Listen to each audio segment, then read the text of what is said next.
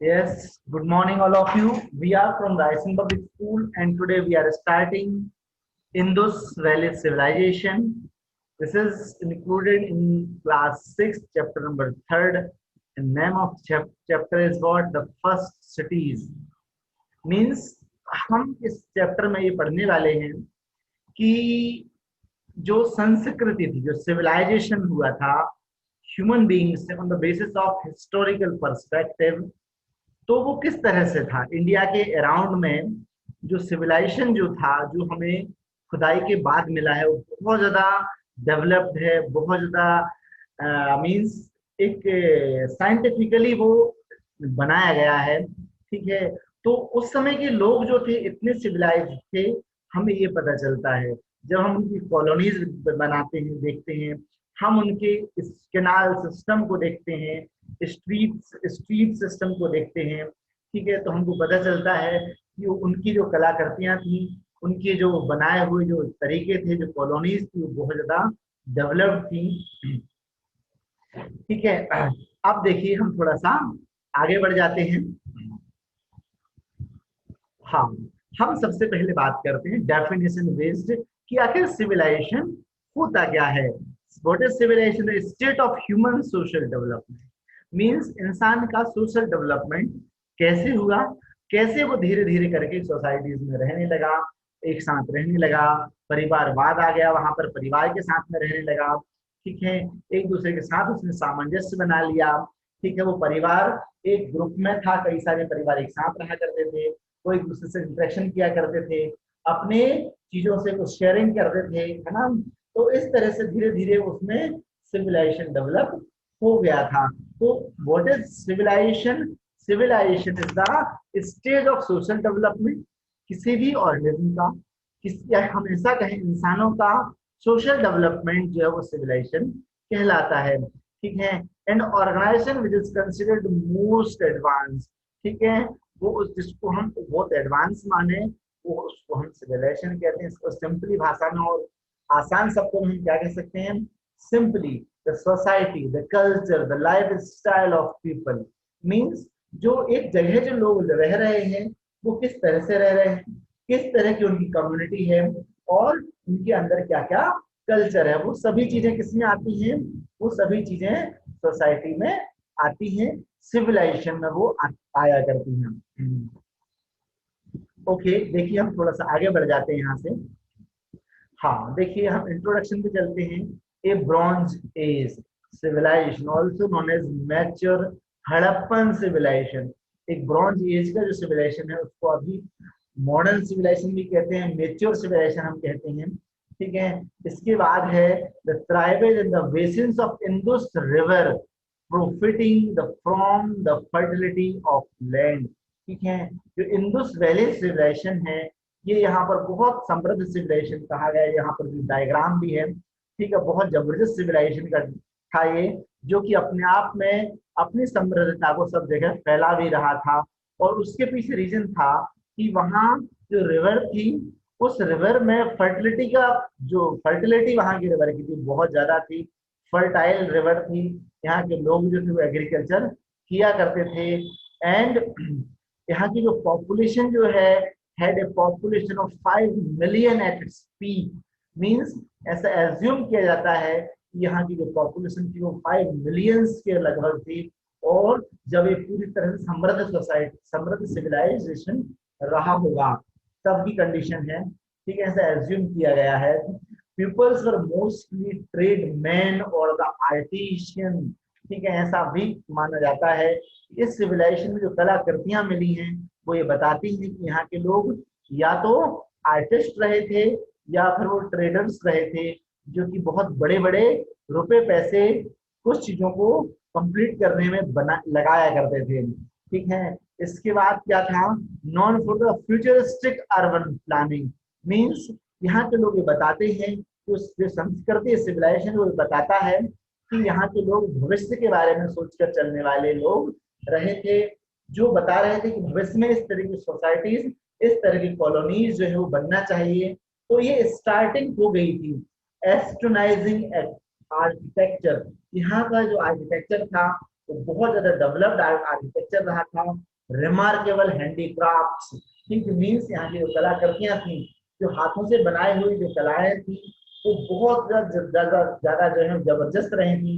And work in the field of metallurgy, means यहाँ का जो वर्क था वो मेटलर्जी में भी रहा था। मतलब हम ओवरऑल ये कहना चाहते हैं कि ये जो सिविलाइजेशन रहा था, इंडस वैली सिविलाइजेशन एक बहुत ज्यादा डेवलप्ड सिविलाइजेशन था, बहुत ज्यादा उन्नत सिविलाइजेशन ये रहा था। हम आगे बात करते हैं, देखिए how this civilisation was discovered. Minor excavations in 1827, 1831, 1853 and so on bore no or very less fruits, remain unknown until a major excavation under sir John Marshall. ठीक है, सर जॉन मार्शल के उसमें एक्सकवेशन में या उनके presence में कुछ खुदाइयां की गई 1827 में, 1831 में, 1853 में, और उसके बाद भी होती रही। ठीक है, तो कुछ कुछ चीजें हमको मिलती गई, है ना, डिस्कवरी। और धीरे धीरे क्या पता चला कि ये थोड़ी बहुत चीजें नहीं थी, ये पूरे का पूरा बहुत बड़ा समृद्ध कल्चर यहाँ पर डेवलप हुआ होगा, डेवलप रहा होगा, जिसमें कि जो बहुत समय तक यहाँ पर लोग रहे भी होंगे। रिवेलिंग दोज ऑफ इजिप्ट, ठीक वैसा ही था जैसा कि इजिप्ट में या फिर हम मिस्र की सभ्यता जैसा है, और मेसोपोटामिया की जो सभ्यता हमको मिली है, ठीक वैसा ही एक बहुत बड़ा सिविलाइजेशन इंडस वैली रिवर का इंडस वैली सिविलाइजेशन के नाम से रहा होगा। ठीक है, या यहाँ पर बहुत सारे लोग रहे होंगे। द ओल्ड वर्ल्ड सिविलाइजेशन, मतलब ये पुरानी दुनिया का सबसे समृद्ध सिविलाइजेशन में एक सिविलाइजेशन है। हाँ, हम देखते हैं कहाँ तक फैला था। ठीक है, देखिए sites cover the most of the modern Pakistan, अभी जो पाकिस्तान है ये वहां पर भी था। ठीक है, द नॉर्थ वेस्टर्न इंडिया, और नॉर्थ ऊपर तक हिमालय के इधर आसपास भी यहाँ पर हड़प्पा दिख रहा है और मोहनजोदाड़ो दिख रहा है। ये 2 सिटीज हैं, ये इंडस वैली सिविलाइजेशन की 2 मेन सिटीज हैं जो हाईली डेवलप्ड सिटीज के रूप में मानी जाती हैं। The area covered is about 1.3 million square miles। ठीक है, इसका जो सिविलाइजेशन है ये इतना बड़ा सिविलाइजेशन था, इतना ज्यादा फैला हुआ सिविलाइजेशन था, इसका एरिया 1.3 मिलियन स्क्वायर माइल्स में फैला हुआ था। The largest among the old world civilisation, और ये इतना बड़ा था कि पूरी दुनिया में सबसे बड़ा सिविलाइजेशन यही था। मीन्स इंडस वैली सिविलाइजेशन अपने आप में बहुत ही बड़ा सिविलाइजेशन था, बहुत ज्यादा समृद्ध था, बहुत ज्यादा डेवलप्ड सिविलाइजेशन ये रहा था। ओवर 1050 सिटीज, कितनी सिटीज थी इसमें? 1050 तो सिटीज थी, and scattered across the area, मतलब जो कि पास पास थी और फैली हुई थी। मीन्स इसका विशाल जो है फैलाव जो ये बताता है कि अपने आप में ये बहुत ज्यादा समृद्ध सिविलाइजेशन रहा था। इंडस वैली सिविलाइजेशन, ठीक है, जो ये यहाँ पर शो किया हुआ है, ये मेसोपोटामिया का था, ये इजिप्ट का था। ठीक है, लेकिन लार्जेस्ट कौन सा था? इंडस वैली सिविलाइजेशन अपने आप में लार्जेस्ट रहा है among the old world civilisation. सब में से इंडस वैली सिविलाइजेशन सबसे ज्यादा सिविलाइज्ड और सबसे ज्यादा ओल्ड रहा है, सबसे ज्यादा लार्जेस्ट रहा है, ये उसकी अपनी समृद्धता है। हम आगे बढ़ते हैं, देखिए यहाँ पर सेटलमेंट्स हैं, उन्होंने किस तरह से सेटलमेंट किया था।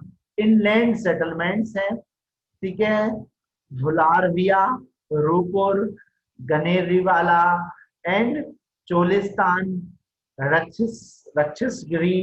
कोस्टल सेटलमेंट उनके रहे थे, इनलैंड जो ये जो थे ये इनलैंड जमीन पर इस तरह के ये सेटलमेंट थे इनके। एंड कोस्टल मीन्स कि जो कि किनारों पर जो थे, समुद्र के किनारे के आसपास जो थे, जो एरिया जो सिटीज जो डेवलप की थी वो कौन सी थी? लोथल थी, और ये Sutkagendor, Manda, Gomal river valley, Jammu and Alamgirpur, ये मेन सेटलमेंट्स इनके रहे थे। हम यहाँ पर कुछ और पढ़ने वाले हैं, ठीक है, जिसमें स्पेसिफिक कुछ जो है यहाँ पर वो हम इनके बारे में डेप्थ में यहाँ पर पढ़ने वाले हैं। देखिए आगे, उनके आर्किटेक्चर्स कैसे थे। मीन्स उस सिविलाइजेशन को यदि हम कंपेयर करते हैं दूसरे सिविलाइजेशन से, तो यहाँ का सिविलाइजेशन जो था वो that was more better. The cities are build on numerous mounts, elevated grounds. देखिए ग्राउंड जो थे वो उठे हुए थे, ठीक है, और बिल्डिंग्स बनाया करते थे. मतलब बिल्डिंग्स की प्रथा यहाँ से उन्होंने चालू कर दी थी. वो बहुत अच्छे आर्किटेक्चर्स थे, ठीक है, मीन्स अच्छे, बहुत अच्छे वो बिल्डिंग्स को, नक्शों को तैयार करने वाले लोग रहे थे. इम्प्रेसिव डॉकयार्ड्स, मीन्स ऐसे डॉकयार्ड्स बनाया करते थे जो कि बहुत ज्यादा सुंदर दिखाया करते थे, जो अट्रैक्टिव रहा करते थे. ग्रेनरीज एंड वेयर हाउसेस का भी इन्होंने निर्माण करना चालू कर दिया था. देन वॉल्ड सिटीज, ऐसी सिटीज होती थी कि पूरी सिटी जो थी वो एक साथ एक वॉल से वो कवर्ड रहा करती थी, ताकि और कोई दूसरा उस सिटी के अंदर एंटर ना करे. मतलब वो अपने प्रोटेक्शन में, वो प्रोटेक्शन को बहुत महत्व दिया करते थे. Protection from the fluid and water, means वो सिटीज इस तरह से बनाई जाती थी कि उसमें पानी जो है अंदर ना आ पाए, ठीक है. और यदि बाढ़ भी यदि है तो बाढ़ की जो जगह है वो उसमें वो डूब ना जाए, इस तरह की वो अपनी स्ट्रीट्स को तैयार कर देते. वेल प्लान्ड स्ट्रीट्स, उनकी जो स्ट्रीट्स थी बहुत ज्यादा अच्छी तरह से बनाई जाती थी, ताकि यदि पानी भरता भी है तो तुरंत वो निकल कर बाहर चला जाए, लोगों को प्रॉब्लम ना आए, ठीक है. और क्या है, proper sanitisation, sanitation and drainage system, means उनका ड्रेनेज सिस्टम इस तरह का था, यदि पानी बहुत तेज यदि बरसात भी हो जाती है तो पानी वहां पर रुकेगा नहीं, वो पूरा का पूरा नीचे निकलता हुआ चला जाएगा. एक सिटी को डेवलप करने से पहले वो इस तरह से सोचा करते थे कि हमको किस तरह से सिटी को बनाना है, किस तरह से इसको मेंटेन करना है, और क्या क्या यहाँ पर होना चाहिए. मीन्स ये जो सिविलाइजेशन था अपने आप में बहुत ही समृद्ध सिविलाइजेशन था, बहुत बेस्ट सिविलाइजेशन था. देन वेट ब्रिक हाउसेस, वो इस तरह के हाउस बनाते थे जिनमें की ईंटें लगा होती थी, ब्रिक्स, पतली वाली ईंटों से वो बनाया करते थे. देन वेल बिल्ट बाथरूम्स, उन्होंने बाथरूम्स बनाने की जो को भी स्टार्ट कर दिया था. Well through out the cities, और सिटी के जो सभी और सिटी के चारों तरफ में कुएं हुआ करते थे. मीन्स वो इस पर भी डिपेंडेंट था, इस पर भी वो मतलब वो जानते थे कि यदि वेल्स रहेंगे तो वाटर जो है वो डिपॉजिटेड रहेगा, जब बरसात होगी तो पानी में वो भर जाया करेंगे. मीन्स वो ये भी जानते थे कि हाँ, एक उनके अंदर वाटर हार्वेस्टिंग जो के बारे में भी वो समझ रहे थे कि हमको जो है वाटर हार्वेस्ट भी इम्पोर्टेंट है, उसको भी करना चाहिए. आगे देखिए, well well through out the city, city के चारों तरफ में, सिटी के पूरे सिटीज में बहुत सारे कुएं हुआ करते थे ताकि लोग आसानी से पानी भर सकें. Then remarkable similarity of architecture all over the civilisation, और इस तरह के पूरे सिविलाइजेशन में इस तरह का आर्किटेक्चर हमको देखने को मिल जाता है. नो लार्ज मॉन्यूमेंट्स, उनकी जो मॉन्यूमेंट्स थे वो बहुत ज्यादा बड़े नहीं हुआ करते थे, लेकिन बहुत ही ज्यादा वो समृद्ध थे, कलाकृतियां बनाया करते थे, ठीक है. और बहुत ही अच्छे से उन्होंने सिटीज को मेंटेन किया करते थे, पूरा प्रॉपर तरीके से स्ट्रीट सिस्टम्स उन्होंने मेंटेन किया था, ठीक है. घरों को ऊपर उठाकर बनाया करते थे, प्रॉपर तरीके से ग्रेनरीज का इंतजाम रखते थे, पूरे सिटीज में प्रॉपर वेल्स हुआ करते थे, इस तरह से व्यवस्थाएं की जाती थी ताकि वहां पर बाढ़ और इस सब बाढ़ वगैरह की समस्या ना आ पाए. मीन्स ये उस समय का बहुत ज्यादा डेवलप्ड सिविलाइजेशन था.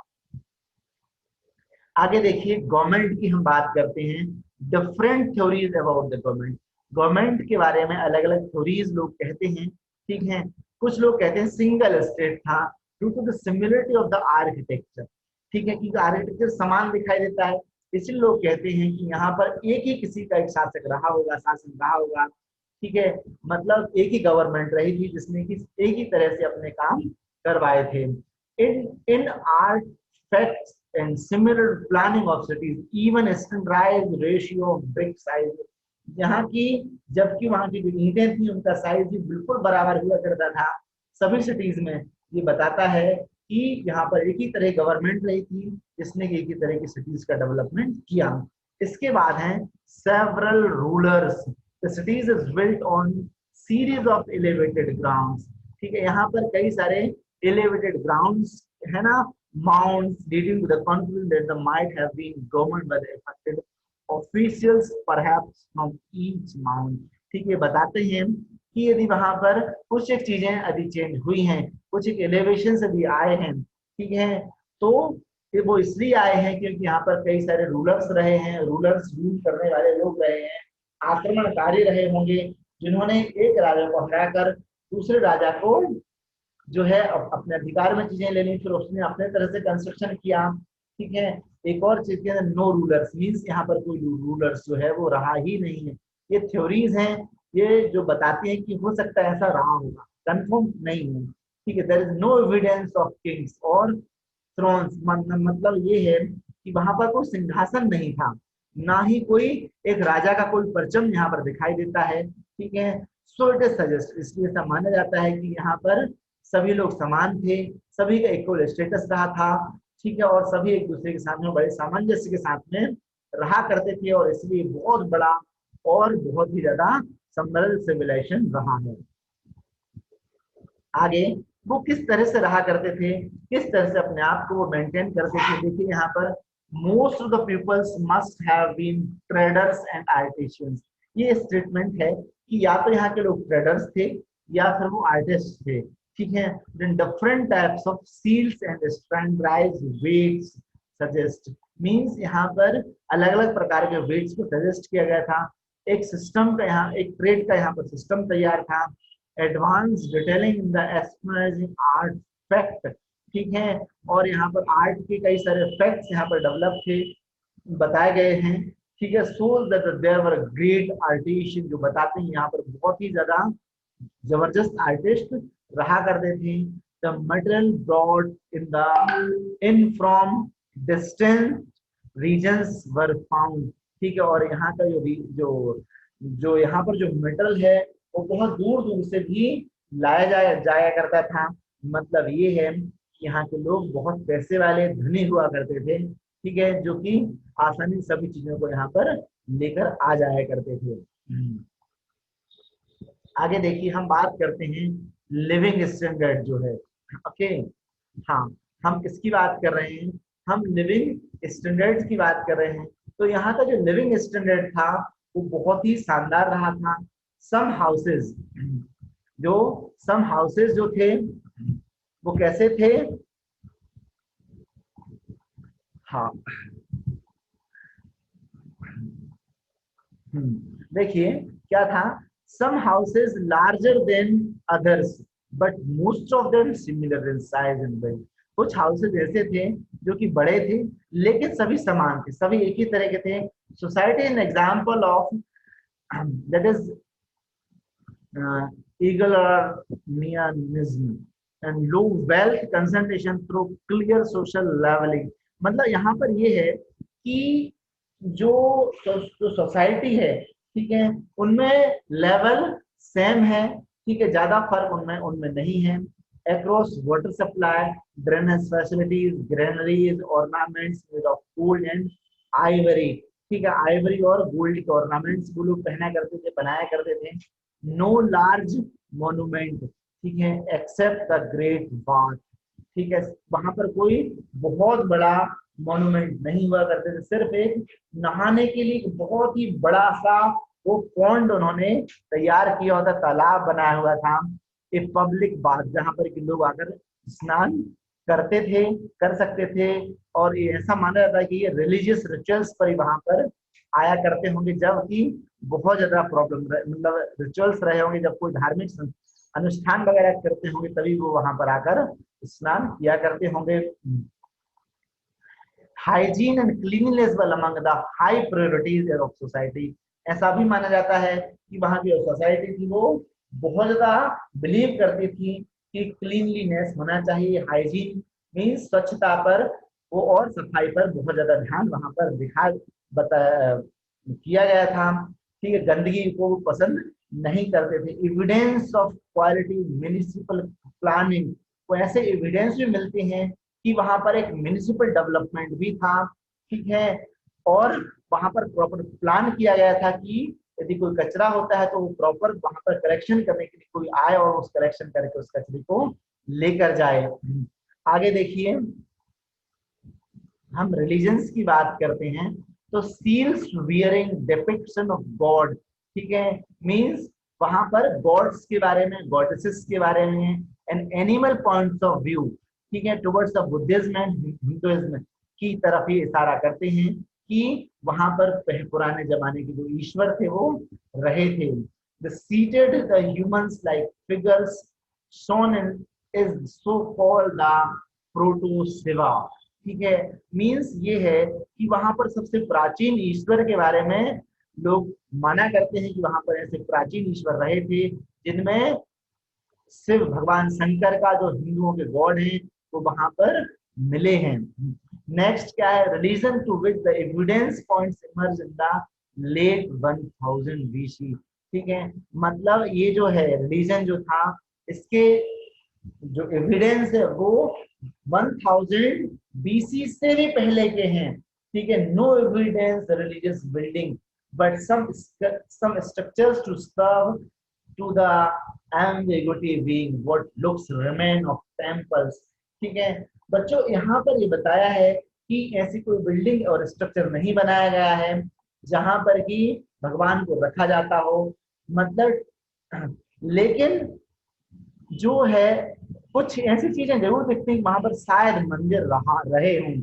Buried human body is evidence of is symmetry, ठीक है, कुछ एक सिमेंट्री एविडेंस भी मिला है कि मतलब वहां के लोग जो थे वो सीमेंट्स वगैरह की कुछ फॉर्मेशन करके कुछ चीजों को बनाया करते थे जिनको की पूजन वगैरह की जाती थी। Then burials, urns and their ashes evidence of cremation, means वो लोगों को जलाया करते थे, राख वगैरह वहां पर मिली हुई है, तो बताते थे कि वो यहाँ पर माना जाता है कि जो राख जो है या एसेस के जो पार्ट जो मिले वो बताते हैं कि वो लोग उनके मरने के बाद में लोगों को जला दिया करते थे। ये रिलीजियस पॉइंट ऑफ व्यू से है। The religious belief among dwellers of civilization remains uncertain until specific evidence is found. फिर भी अभी तक जो है जो दफनाने की जो प्रथा थी वो यहाँ पर अभी मतलब बिलीव में है कि हो सकता है ऐसा भी वो लोग करते हो, लेकिन उसका भी एविडेंस जब तक अभी मिले नहीं है। आगे देखिए, नेक्स्ट है measurements. The great accuracy of measurement is measuring mass and length and time, means वो लोग मास को, है ना, किसी चीज में कितना वजन है, कितनी लंबाई है, कितना समय है, इन सब को प्रॉपर तरीके से मेजर कर पाते थे। Standard weight hexahedron in shape were found, means वहां पर हेक्साहेड्रॉन हमको मिले हैं अलग अलग शेप्स के। 5:2:1 मिला है, 0.1, 0.2, 0.5 मिला है, 1 to 5 और 10.50 यूनिट्स की चीजें भी मिली हैं जो बताती हैं कि उनके पास में वजन करने के लिए ऐसी कुछ चीजें थी जिससे वो वेट किया करते थे, तौला करते थे चीजों को, मतलब वहां पर व्यापार समृद्ध था। ठीक है, each unit measuring about 28 grams, हर एक यूनिट जो है वो 28 ग्राम्स को मेजर करती थी। Same as the present day English imperial ounce system जो इंग्लिश का है, ठीक है, वैसा ही वहां पर पहले सिस्टम रहा था। Length a scale with a precision of 1.704 mm का स्केल वहां पर मिला है। एंड नियर द लोथल, कहाँ मिला है, लोथल रीजन के पास मिला है। Smallest in the bronze age, और वो सबसे छोटा स्केल है जो कि ब्रॉन्ज एज का रहा है। हाँ, आगे देखिए, हम टेक्नोलॉजी की बात करते हैं, मतलब वहां के लोग टेक्नोलॉजी के लेवल पर भी बहुत जबरदस्त हो गए थे। The peoples knew the unconventional techniques of metallurgy, मतलब मेटल्स के वो सामान बनाने लगे थे। And produce the brass, copper, bronze, ivory, इनकी गहने, इनकी चीजें सामान वो बनाने लगे थे। वहां पर जो मिली हुई चीजें हैं उसमें ये चीज फाइंड आउट की गई। These materials were used in the making of the ornaments, utensils, seals, art, craft वगैरह सभी चीजें वो बनाया करते थे। तो मतलब ये है कि ये लोग टेक्नोलॉजी के बेसिस पर भी बहुत ज्यादा एडवांस हो चुके थे। नेक्स्ट देखिए, हम टेक्नोलॉजी पर चलते हैं। Knowledge and dentistry means, knowledge of dentistry means वो लोग डेंटिस्ट भी थे, बहुत अच्छे डेंटिस्ट मींस डेंटिस्ट का काम करने वाले भी लोग रहे थे। इन 2006 it was announced that the oldest evidence of drilling teeth in a living human was found in the Mehrgarh IVC. ठीक है, मतलब मेहरगढ़ में सबसे पहले डेंटिस्ट में छेद, दांतों के अंदर छेद करके उसको सही करने का तरीका वहां के लोगों ने फाइंड आउट कर लिया गया, जो 2006 में उसकी एविडेंस मिल गए थे। This claims was made on the basis of the finding 11 drilled teeth। ये बताते यहाँ पर 11 ऐसे दांत मिले हैं जिनको ड्रिल किया गया था, जिनको ये प्रॉपर तरीके से ड्रिल करके उनमें छेद किए गए थे, उनकी डिजाइनिंग की गई थी। वो suppose to be graveyard. Okay, हाँ आगे देखिए। नेक्स्ट देखिए यहाँ पर आर्ट फैक्ट्स एंड हैंडीक्राफ्ट। ठीक है, यहाँ पर आर्ट फैक्ट्स यहाँ पर बताए गए हैं कि वहां से क्या क्या चीजें मिली थी, क्या क्या वहां पर चीजें रही थी। एक यहाँ पर देखिए, ये जो चीजें मिली हैं वो उसी समय की हैं। ठीक है, आप लोगों को यहाँ पर शो की गई है। ठीक है, जो एनिमल भी हैं। ठीक है, एक डांसिंग गर्ल है। ठीक है, ये उनकी गॉड हो सकती हैं। ठीक है, जिनकी वो लोग प्रार्थना करते हैं, उनके लेग्स वगैरह भी यहाँ पर है, कुछ लिखा भी है। ठीक है, उनकी पॉइंट्स वगैरह भी हैं। ठीक है, कुछ बटन वगैरह है, डाइस वगैरह है। ठीक है, मीन्स वो मनोरंजन वगैरह भी किया करते थे। हाँ, आगे देखिए, हम डिक्लाइन की बात करते हैं। आखिर ये इतना बड़ा सिविलाइजेशन जो था, जो बहुत अपने आप में बहुत समृद्ध सिविलाइजेशन था, वो कैसे डिक्लाइन पर चला गया, इसके बारे में जब हम सोचते हैं तो कुछ एक रीजंस हमारे सामने, कुछ एक कारण समझ में आते हैं। ये कारण रहे होंगे। It was proposed by the sir Mortimer wheeler in 1953 that the reason of the decline of the IVC Indus Valley civilization was the invasion of the Indo-European tribes। ठीक है, the Aryans means, ये ऐसा मानते हैं कि हो सकता है इस सिविलाइजेशन के अंत होने का कारण और दूसरे लोगों का आ जाना हो, मीन्स उनकी लड़ाइयां हो और उनके आने के कारण सिविलाइजेशन पूरी तरह से नष्ट हो गया है। तो ठीक है, rejected because no evidence of war. ठीक है, ये जो इनका जो प्रपोज जो था मॉर्टिमर का, वो रिजेक्ट कर दिया गया क्योंकि वहां पर कोई लड़ाई झगड़े के एविडेंस नहीं मिले, इसलिए इसको कैंसिल कर दिया गया। उसके बाद फिर दूसरी संकल्पनाएं लाई गई, जिनमें था actually the people abundant the region because of the migration of new peoples Aryan in the area. ठीक है, पीपल जो थे वो दूसरी जगह माइग्रेट होने लगे थे। डिक्लाइन इन द ट्रेड, और ट्रेड धीरे धीरे ट्रेडिंग करना लोगों ने कम कर दिया था। क्लाइमेट चेंज एक रीजन ये हो सकता है कि वहां का जो क्लाइमेट है वो चेंज होने लगा। Indus valley got cooler, Indus valley जो थी वो ठंडी होने लगी और वो सूखी होने लगी, सूखने लगी। वो वहां पर ड्राइनेस आ गई, वहां पर अब फसल जो थी वो बर्बाद होने लगी, वो वहां पर फसल उगाना संभव नहीं रहने लगा। With the course of time, समय के अनुसार ये चीजें बदलने लगी। द डिक्रीज इन रेनफॉल, वहां पर बरसात कम होने लगी। द इनएडिक्वेट सप्लाई ऑफ वाटर, पानी की प्रॉपर मात्रा मिलना बंद हो गई। इरिगेशन वहां पर वो कंप्लीट नहीं हो पा रहा। Change in the course of the river, और साथ में नदियां जो थी उन्होंने अपने रास्ते बदल लिए थे समय के अनुसार, इसलिए वो सिविलाइजेशन पूरी तरह से डिक्लाइन हो गया है। ये कहा, यहाँ के कुछ रीजंस एज्यूम किए गए हैं। इतना समृद्ध, इतना विशाल, इतना महान सिविलाइजेशन पूरी तरह से नष्ट हो गया था। नेक्स्ट है पॉइंट टू वंडर। अब वहां पर हम लोग सोचने वाली जो बातें हैं, देखिए, John Marshall is known to have reacted to surprise when he saw the famous statue known as a dancing girl। ठीक है, जो यहाँ के जो मार्शल जो थे, वो जॉन मार्शल जो थे सरप्राइज हो गए थे। उन्होंने एक डायग्राम देखा था, एक स्टेच्यू देखी थी जिसमें एक लड़की जो थी वो डांस कर रही थी, डांसिंग गर्ल। उन्होंने वो सरप्राइज हो गए, तो उन्होंने कहा था When I first saw them, I found it difficult to believe कि वहां के लोग इतने नृत्य में भी मतलब वो एक्सपर्ट हो गए थे। तो वहां के लोग मीन्स एंटरटेनमेंट के लिए भी वहां पर काम करते थे, वो वैसा करते थे। ठीक है, मीन्स डांस वहां पे नृत्य उस समय डेवलप हो गया था। ठीक है, प्री हिस्टोरिक था वो।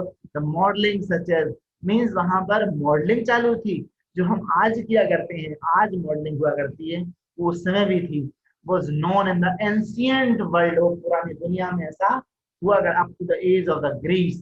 कब तक है? ग्रीस के एज में। I thought that these figures has found their way into the level of some 3000 years older, or to which may the properly belonged, means 3000 सालों से भी पहले ये सब चीजें रही थी। हाँ, अब ओके, देखिए रेफरेंसेस यहाँ पर दिए गए हैं, जो कि हमने कहाँ से इसको ऑब्टेन किया हुआ है वो यहाँ पर बताया है। Thank you students, it's completed now.